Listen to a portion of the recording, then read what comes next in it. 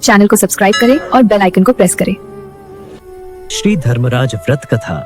एक समय की बात है कि नैमिषारण्य में सहस्त्रों शौनक आदि ऋषिगणों ने परम श्रद्धा के साथ पुराणों के मर्मज्ञ सूत जी महाराज से कहा, हे भगवान, हम आपके मुखारविंद से धर्मराज जी की कथा, उसका विधान तथा महात्म्य सुनना चाहते हैं, सो आप कृपया हमें यह सुनाइए। सूत जी बोले, हे ऋषियों, आप लोगों ने मनुष्य के कल्याण की कामना से मुझसे यह पूछा है, अतः आज मैं आप लोगों को धर्मराज जी की कथा ही सुनाता हूँ। सारे तीर्थ तथा व्रत आदि करने वाले तथा नाना प्रकार के दान देने वाले भी मनुष्य जिनके उद्यापन को किए बिना सुख के भागी नहीं हो सकते, मैं इस विषय में मैं आप लोगों को इस लोक में सुख और आगे स्वर्ग सुख की प्राप्ति के लिए धर्मराज जी की श्रेष्ठ कथा कहूंगा। आप लोग विश्वास रखकर श्रवण करें। पूर्व काल की बात है कि राजा बभ्रुवाहन महोदयपुर में राज्य करता था। वह राजा बड़ा धर्मात्मा व दयालु था एवं गौ, ब्राह्मण और अतिथियों का पूजक था। उसके राज्य में हरिदास नामक महाविद्वान ब्राह्मण रहता था। उसकी पत्नी भी बहुत सुशील और धर्मवती थी, जिसका नाम गुणवती था। हरिदास विष्णु सेवक एवं बड़ा तपस्वी था तथा उसकी पत्नी भी भगवान की परम भक्त और पतिव्रता थी। उसने प्रायः सभी प्रसिद्ध देवताओं के व्रत किए, परंतु धर्मराज की यानी धर्मराज नाम से प्रभु की सेवा कभी नहीं की। वह श्री गणेश के, चंद्रमा के, हरतालिका आदि देवियों के, राम जन्म, जन्माष्टमी, शिवरात्रि आदि शिव जी के सभी व्रत किया करती थी। वह बड़ी श्रद्धा से सदा एकादशी का व्रत करती हुई यथाशक्ति दान भी देती रहती थी और अतिथि सेवा से कभी विमुख नहीं होती थी।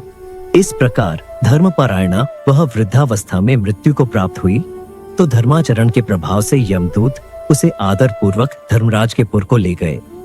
दक्षिण दिशा में पृथ्वी से कुछ ऊपर अंतरिक्ष में धर्मराज जी का बड़ा भारी नगर है, जो कि पापी लोगों को भयदायक है। धर्मराज का पुर 1000 योजन का है। वह चौकोर है तथा उसके 4 द्वार है। वह नाना प्रकार के रत्नों से शोभायमान है। उसमें कई मनुष्य जो पुण्य भोगने हेतु गए हैं निवास कर रहे हैं। स्थान स्थान पर गीत सुनाई दे रहे हैं और बाजे बज रहे हैं। उस नगर के 7 कोट है। उसके बीच में महासुंदर धर्मराज जी का मंदिर है। वह रत्नों का बना हुआ है और अग्नि, बिजली तथा बाल सूर्य के समान चमक रहा है। उसके दरवाजों की पेड़ियां स्फुटिक मणि की है और हीरे की कणियों से आंगन चमक रहा है। उसके मध्य में अनुपम सुंदर सिंहासन पर धर्मराज भगवान विराजमान है। उनके पास चित्रगुप्त जी का स्थान है, जो मृत प्राणियों के पाप पुण्य का सारा लेखा भगवान धर्मराज को सुनाया करते हैं। यमराज के दूत गुणवती को वहां ले गए। उनको देखकर वह भयभीत होकर कांपने लगी और नीचे मुख करके खड़ी हो गई। चित्रगुप्त जी ने उसके पूर्व जन्म में किए हुए पाप पुण्य का लेखा आगे की व्यवस्था के लिए बताया। धर्मराज जी उस गुणवती की हरिहर आदि सब देवों तथा अपने पति में भक्ति देखकर प्रसन्न हुए, पर कुछ उदासी भी उनके मुखमंडल पर झलकती हुई गुणवती को दिखाई दी। धर्मराज जी को उदास देखकर गुणवती ने निवेदन किया, हे प्रभु, मेरी समझ में मैंने कोई दुष्कृत्य नहीं किया है, फिर भी आप उदास क्यों हैं? इसका कारण बताइए। धर्मराज जी ने कहा, हे देवी, तुमने व्रतादि से सब देवों को संतुष्ट किया है, परंतु मेरे नाम से तुमने कुछ भी दान पुण्य नहीं किया। यह सुनकर गुणवती ने कहा, हे भगवान, मेरा अपराध क्षमा करे। मैं आपकी उपासना नहीं जानती थी। अब आप ही कृपा करके वह उपाय बताइए जिससे मनुष्य आपका प्रीति पात्र बन सके। यदि मैं आपके भक्ति मार्ग को आपके मुख से श्रवण कर वापस मृत्युलोक में जा सकूं, तो आपको संतुष्ट करने का उपाय करूंगी। धर्मराज जी ने कहा, सूर्य भगवान के उत्तरायण में आते ही जो महापुण्यवती मकर संक्रांति आती है, उस दिन से मेरी पूजा आरंभ करनी चाहिए। इस प्रकार साल भर मेरी कथा सुने और पूजा करे। इसमें कभी नागा नहीं करे। आपातकाल आने पर भी मेरे धर्म के इन 10 अंगों का पालन करते रहे। पहला धृति, यथा लाभ एवं संतोष। दूसरा क्षमा। तीसरा यम नियम द्वारा मन को वश में करना। चौथा किसी वस्तु को नहीं चुराना। 5वां पर स्त्रियों या पर पुरुषों से बचना, यानी मन की शुद्धि और शारीरिक शुद्धि। 6ठा इंद्रियों के वश में न रहना। सातवां बुद्धि की पवित्रता अर्थात मन में बुरे विचार न आने देना। आठवां शास्त्र विद्या का स्वाध्याय यानी पाठ पूजा, कथा श्रवण या व्रत रखना और तदनुसार दान पुण्य करना। नौवां सत्य बोलना, सत्यता का ही व्यवहार करना। और 10वां क्रोध न करना। ये 10 धर्म के लक्षण हैं।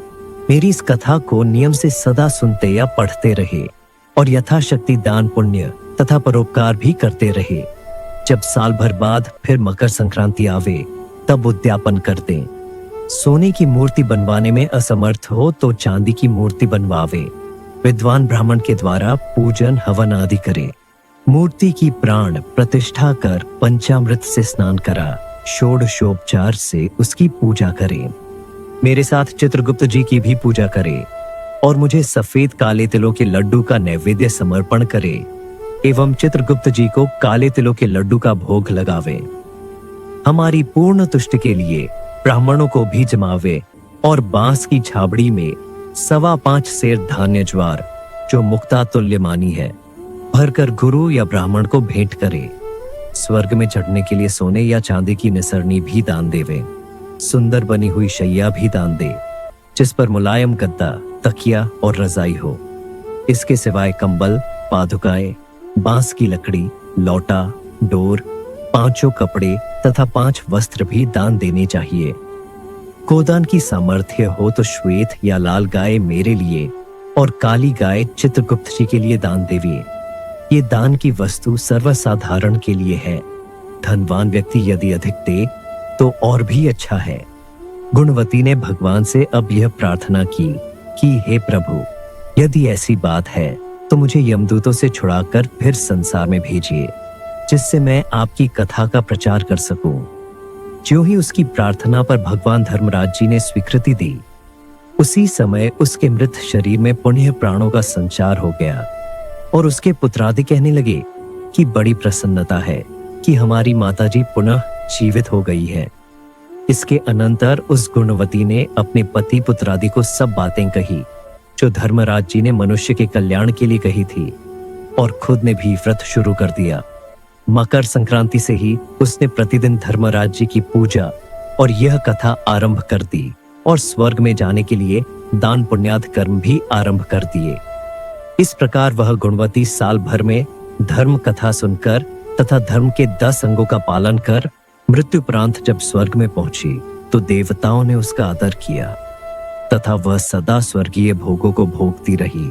सूत जी महाराज ने शौनकादि ऋषियों से कहा कि हे मुनियों, जिस घर में स्त्री या पुरुष इस धर्मराज व्रत कथा को श्रद्धा से प्रतिदिन पढ़ते या सुनते हैं वे दुखों से मुक्त हो जाते हैं। इसमें कुछ भी संशय की बात नहीं है। मृत्यु काल में यमदूत जो लेने आते हैं वे भी उसको आदर पूर्वक ले जाते हैं और धर्मराज जी भी उसे सदा सुखी रखते हैं। यदि उन मनुष्यों के कुछ पाप बाकी हो तो शीघ्र ही पाप नाश का उपाय बताकर शीघ्र ही पाप मुक्त कराने में सहायक बन जाते हैं। गरुड़ पुराण आदि में लिखा है कि पापी लोगों को यमदूत महान कष्ट पहुंचाते हुए ले जाते हैं, परंतु धर्मराज जी की कथा करने वाले यमलोक मार्ग में भी कष्ट नहीं पाते हैं एवं वे प्राणी शीघ्र ही स्वर्ग तथा अपवर्ग यानी मोक्ष तक को प्राप्त हो सकते हैं। तो बोलो श्री धर्मराज भगवान की जय। तो बोलो श्री चित्रगुप्त जी की जय। मित्रों, अगर आपको ये कथा पसंद आई हो तो कमेंट में जय श्री कृष्णा जरूर लिखें। इस कथा वीडियो को शेयर करके अपने प्रियजनों तक अधिक से अधिक पहुंचाएं। चैनल को सब्सक्राइब करें और बेल आइकन को प्रेस करें